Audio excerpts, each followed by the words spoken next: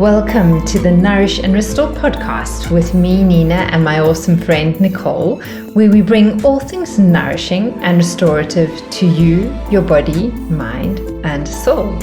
A chance for you to enjoy simple tools to help you live a happier, healthier, and more peaceful life. Join us in conversation as we explore our interesting theme for today.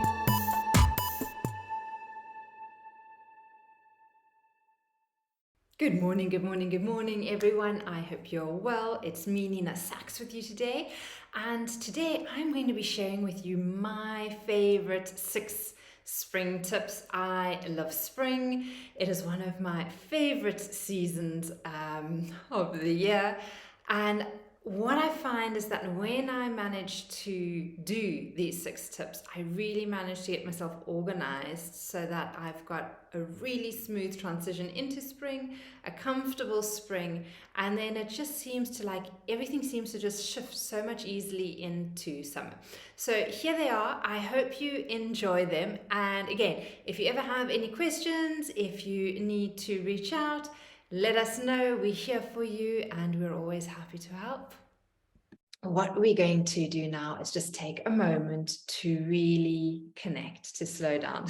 So for those who are driving or operating heavy machinery, please don't close your eyes. For those of us who are at the screen, we can close our eyes. And I invite you to maybe just place your hands on your heart center if that feels right. And you can breathe in and out.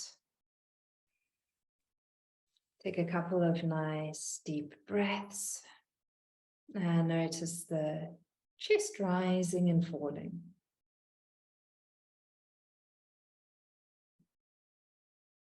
And getting really present. And you're welcome to keep your hands on your chest, or you're welcome to release them to your lap.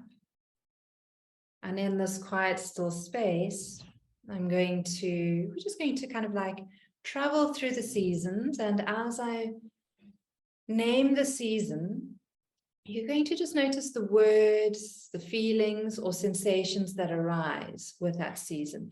And don't judge them, don't kind of try to understand them, just notice what words, what images, what feelings arise. Right, so we're going to start off with spring. When I say the word spring, what arises naturally? Just breathe into your heart space as you think of the word spring.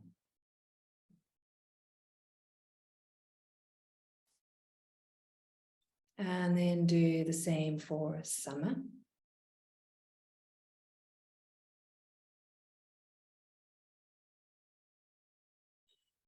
Do the same for autumn.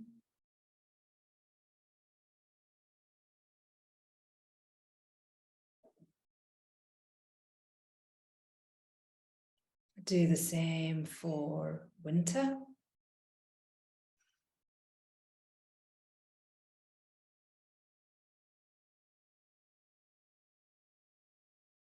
And then do it once more for spring.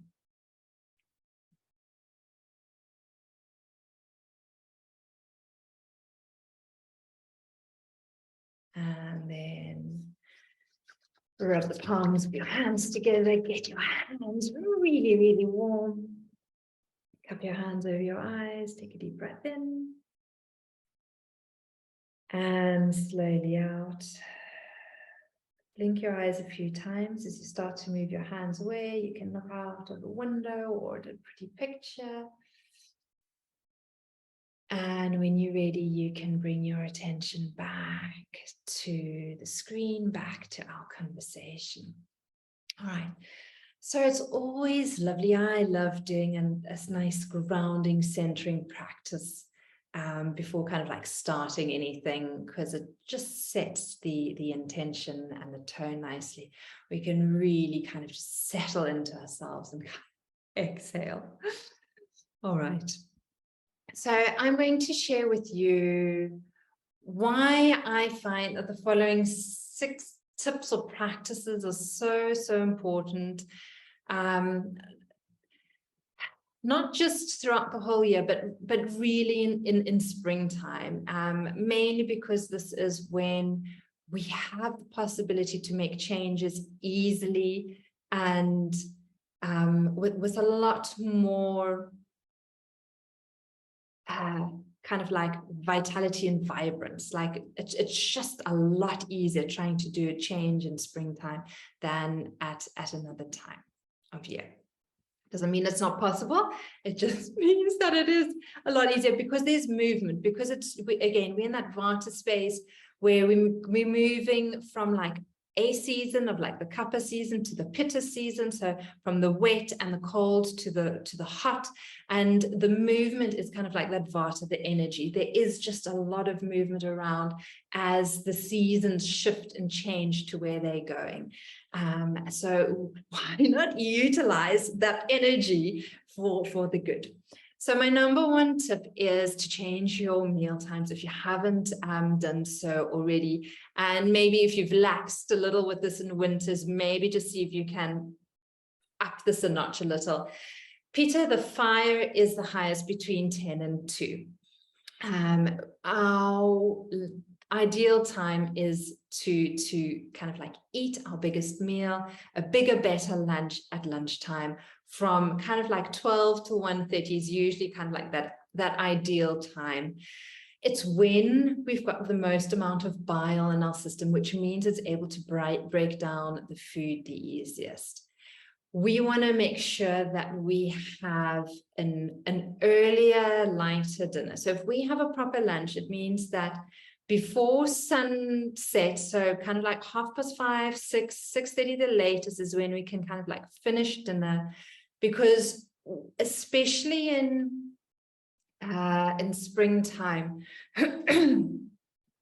if we eat in this Kapha time, Kapha, remember, is water and earth. So it is heavy, it is mucousy, it is dense, it's very stable. There's not a lot of movement. There's no heat in this time of day. So to break down food is very, very difficult and challenging for the body. So if we're eating our main meal at this time, in kind of like this Kapha season, because spring, it is still very wet, it is still very cold, we just create more mucus for our system. So if you guys know of family members and friends that have a lot of mucus in this time of year, or in their system, it means that there is just excess Kapha in their system.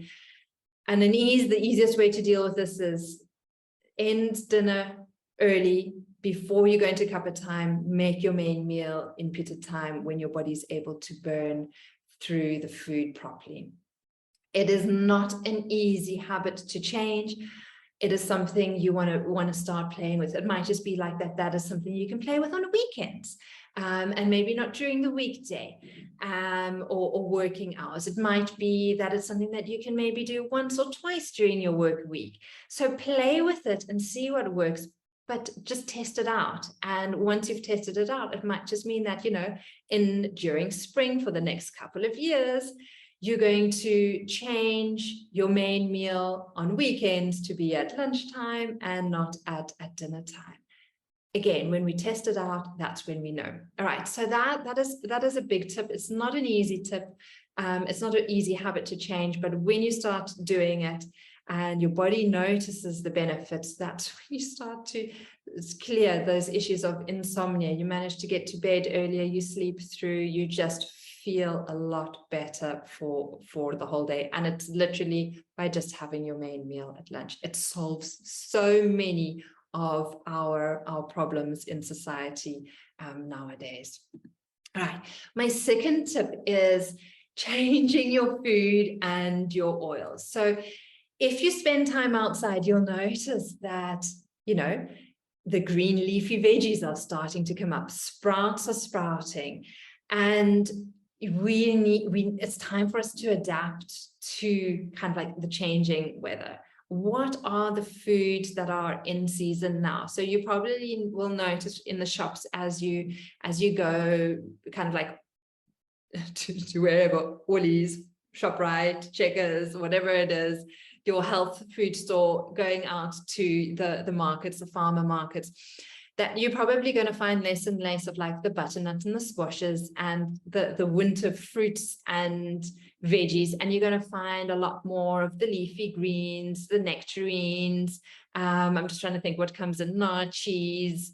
And when you see those fruits and veggies coming in, that's where you want to kind of like orientate your attention to, and to eat a lot more seasonal.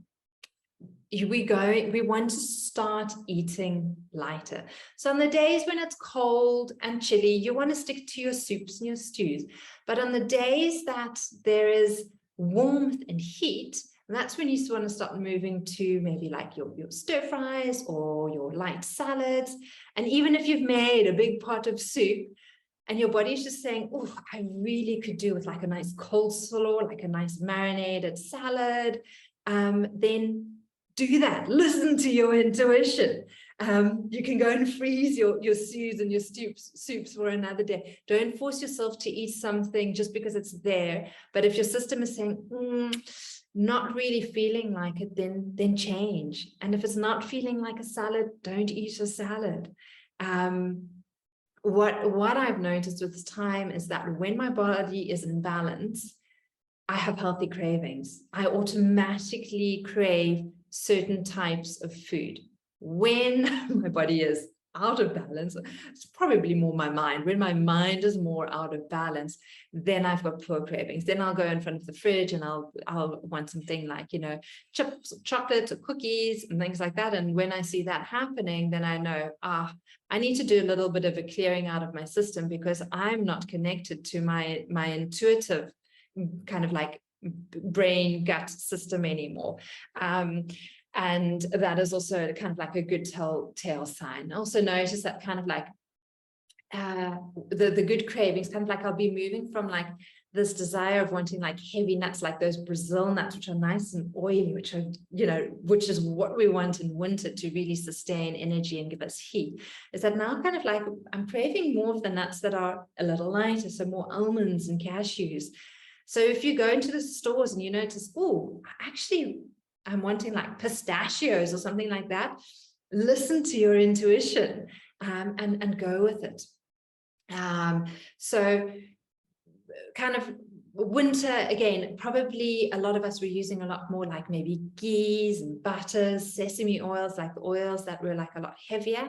And now you probably notice, and this is probably, if this is to be massaging into your skin or with your food, and you'll probably be finding now you're craving a little bit more like olive oils that are just a little bit lighter, maybe some nice almond oil or grapeseed oil. So again, noticing what your skin is asking for, what kind of oil is asking for, and also in your food, in your meals, what kind of oils you're wanting to do there. The last thing that I wanted to tap on in here with regards to changing your food and starting to increase a lot more greens and salads back into your diet is that, often it's suggested that Vatas don't do salad because it's too light, it's too cold, it's too wet, it can put out their fires. So, and if that's you, then leave out the salads completely. But if you're a strong balanced Vata, a nice way to have salads is to use like a marinade, a nice thick like tahini marinade, and you leave that on your salad for like half an hour before you eat it, so it really soaks in and it's got all the good fats. For those of you who are high in pitta and you've got a lot of fire in your system, greens, you can just throw in those greens and get as much of them as you can. It'll be really good to help and kind of like cool you down and nurture you and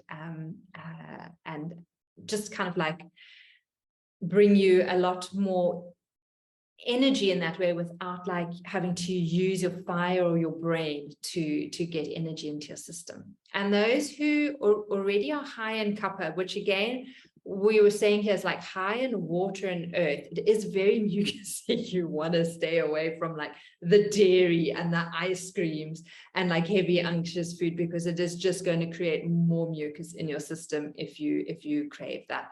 So If you see, kids that have snotty noses and things like that, or constantly congested, you want to take the dairy away, especially at this time of season, when there's change, and you just want to get them to eat things that are a lot more vibrant and crispy and not as heavy and dense. All right, so that is my second tip. If you have any questions, you are welcome to just unmute yourself and ask as we go through them. The third tip is moving. So in winter, often there's a lot of stagnation that's built up, stagnation in our lymph system, so our lymph nodes, armpits, groins, there's stagnation in our lungs, there's stagnation in our fat tissue. And this is again where we're then really able to use things like intermittent fasting to start moving the stagnation out of our fat systems. The best way to move stagnation again out of the lymph in the lungs is to move. Move. And we can vary how we move. We can vary how we move with regards to where we are in our cycle, something that I'm going to be exploring more with in our course with regards to like a woman's cycle, depending on what hormones are high at certain times of the month, means that she should be exercising. We should be exercising slightly differently at those times of the month. You want to be moving first thing in the morning. The reason why is that when you move, when you breathe, when you inhale and open and exhale and close, is that you're actually allowing prana, life force, to come into your system. Life force is light. It is, it's got this like freeing quality. So if you're wanting to feel more energized and if you're wanting to feel more free, you really want to move first thing in the morning so that you start your day out on like a good note, on a light note. It creates like a sense of clarity in the mind. You're releasing the toxins from the system, you're exhaling them.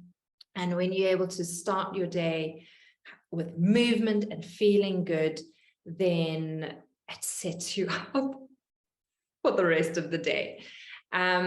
It's not always easy to move first thing in the morning. So what you want to do is find someone who you can move with. So if that's your partner, your neighbor, an accountability buddy, get someone and get outdoors. And if you're happy to be outdoors in pretty much sun, rain, and snow, that's cool. If not, know, if it's raining that you don't do, but then know what your backup plan is. So does that mean you're going to get on your treadmill? Does that mean you're going to get on your yoga mat? Does it mean you're going to open a YouTube, I don't know, exercise or dance class? Like, what is your backup if you're not going to be going for a walk or a run or something in the mornings? Because you want to use this momentum and you want to keep moving and doing something. You want to get that prana flowing through your system. And again, when we've got someone that we can do these practices with, it is really, really helpful to get us going. If we need to be accountable to someone, we are more likely to go ahead and do the practices. So that's my third tip, move in spring. It doesn't matter how you move, doesn't matter for how long you move. It can be 5 minutes, it can be 20 minutes, it can be an hour, but you want to be moving first thing in the morning. You want to move the stagnation, not just of kind of like winter out of you, but from the night before. And this is why why tip number one is so important, because when we have an earlier, lighter dinner, we're able to get to bed early enough. We are then, if we can get to bed in this kapha time when it's heavy and dense and like it's a sleepy energy, if we can get in like a sleep before kind of like 10 p.m. when pitta kicks in again, then we can really have a good full night's sleep. And then we're able to wake up in this vata time, which is light and mobile. And we can then get ourselves out of bed and we can go for our walk, do our yoga practice, move. So when we get this one right, everything else kind of falls into place so much more easily. All right, and movement happens, without thinking. Your body just knows that it's going to get up and do something. All right, my fourth tip, and this is my absolute favorite, is decluttering. It's all about kind of like spring cleaning, and if you're doing it, fantastic. If you're not doing it, do it, because not just will your house be happy, but this is time kind of like for your body, your mind, and your spirit. It's time for everything to have a good spring clean.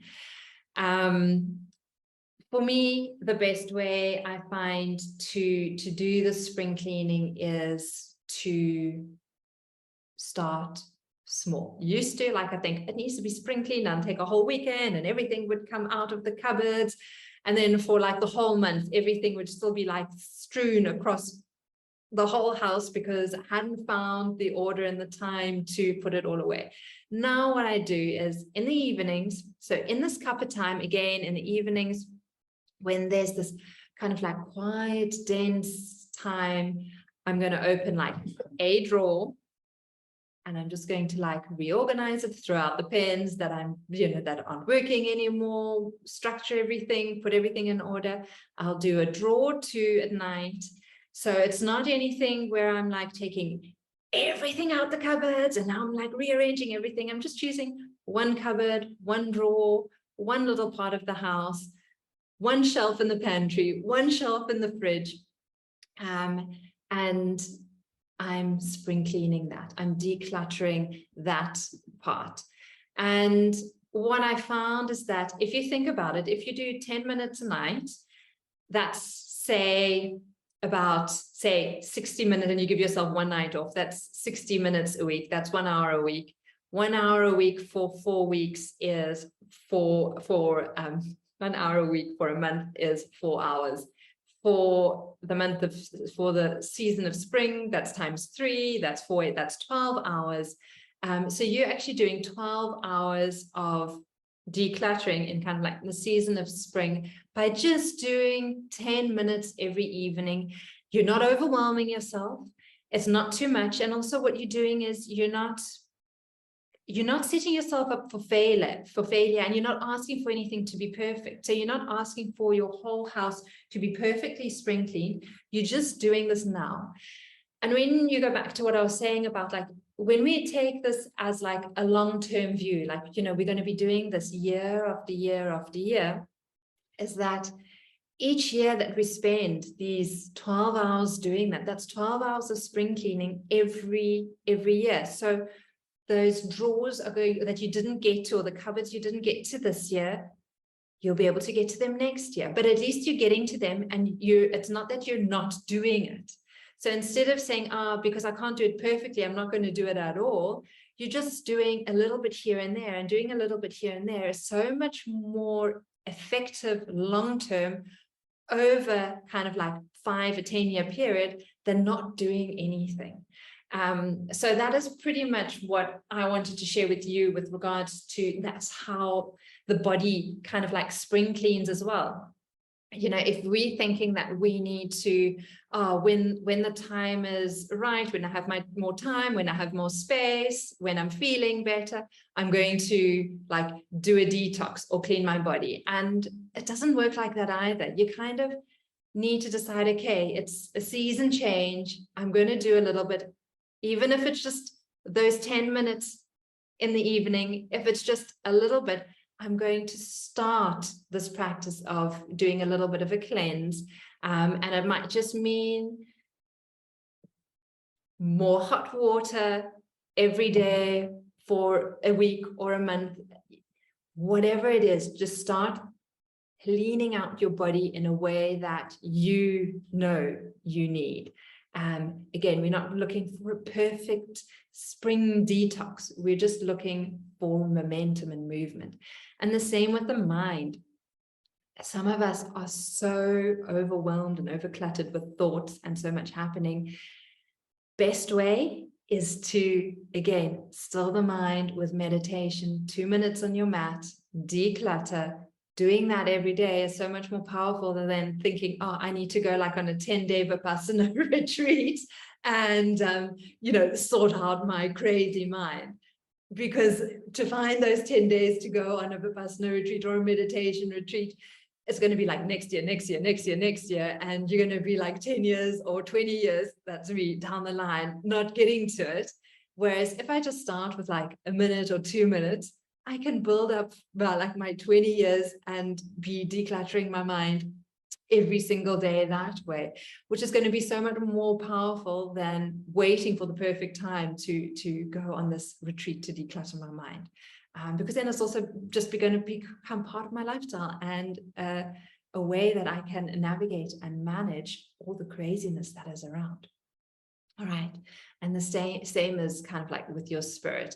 When you've got clarity and direction as to where you're going, what you're doing, you have all the time and space that you need to make that happen, because you're not constantly worried about, if I do this, or should I do this, or you have clarity with where you're going, and you're able to flow and follow through with that. All right. So number 4, declutter. Declutter your body, declutter your mind, declutter your spirit, declutter your house, your environment that you're in.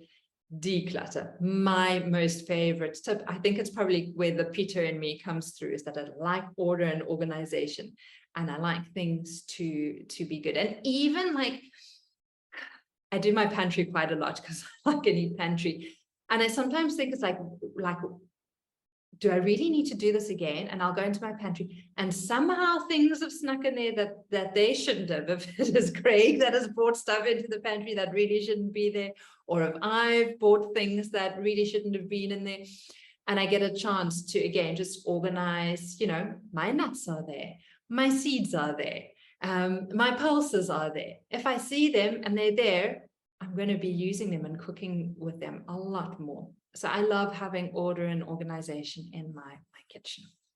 All right.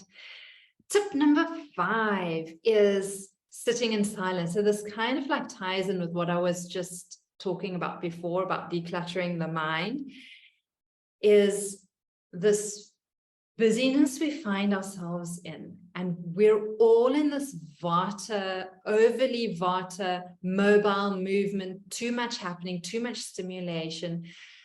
No one can say that they're not overstimulated. So we all have this tendency for our vata to be imbalanced.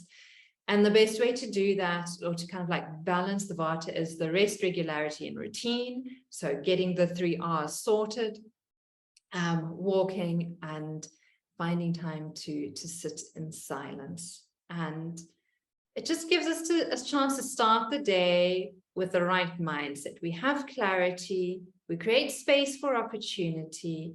And again, they all lead into the other. So if we manage to have an earlier, lighter dinner, we get to bed early, we can start our day with movement, depending on what you need. Sometimes I find that walking helps me before meditating. Sometimes I like to meditate before walking. Find your sequence, your rhythm that works for you, but find those 2 minutes, 5 minutes, 10 minutes, 20 minutes, half an hour, where you can just sit in silence every day and just be present. Once you get this practice honed in, you'll notice that all these little kind of like sprouts that have come up in springtime, all these ideas, all these things that you want to do, when you take a step back and you meditate on it, you'll realize which 2 or 3 you're going to unearth, you're going to repot, and you're going to plant those in a really good, healthy, kind of good place, so that they can grow, blossom, and thrive. Or what you're going to do is you're going to just weed out the other seedlings that you don't want, so that those 3 or 4 that you do want will have the space, the nourishment of the earth, enough water to get them through spring, to get them into summer, so that they can blossom and produce fruit in the late summer and the autumn season. Again, so that then the fruit falls, new seeds create.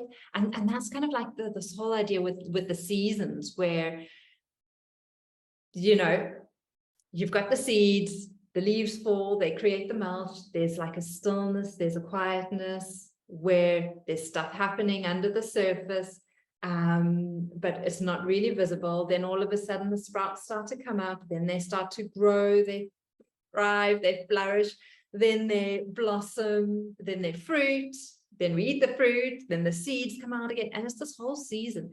And when we understand kind of like how and what we need to be doing in these seasons, it's really helpful. So now that spring is coming up, all these seeds, all these little seedlings are sprouting.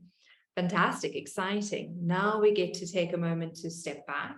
We have a look at all these ideas, all of these thoughts that are coming up, and we're going to pick and choose 2 or 3 that are the most important, that are going to bring us the most benefit, and we're going to really nourish them. We're going to focus on them. We're going to fertilize them. We're going to prune them when they need pruning. We're going to water them when they need watering. We're going to check up on them when they need checking up on, so that they can really grow and thrive and give us a good harvest when it's time to harvest. And we're not going to be worried about all the others, because we know that once we've made a choice, that is going to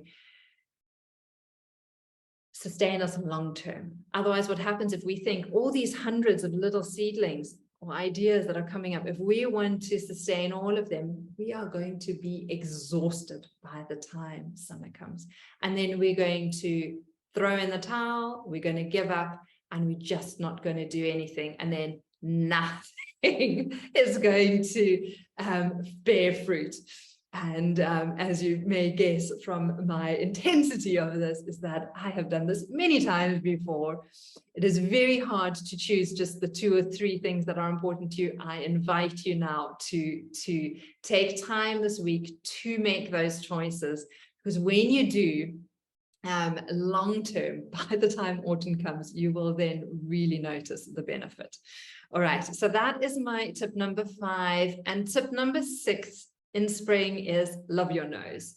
Our nose is directly connected to, obviously, our sense of smell, connected to Muladhara chakra, our base chakra, the earth element. It gives us that feeling of stability, of connection, of being grounded, of safe and stable.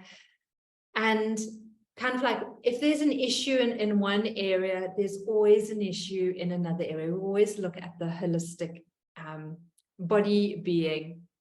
So this time of year is a lovely time to really focus on your nose and just notice, you know, is it wet? Are you needing more of a tissue to dab? Because if that's the case, you might need to grab something like your neti pot and make sure that you're using saline solution and to flush out your sinuses and to clear and to dry out what is needing.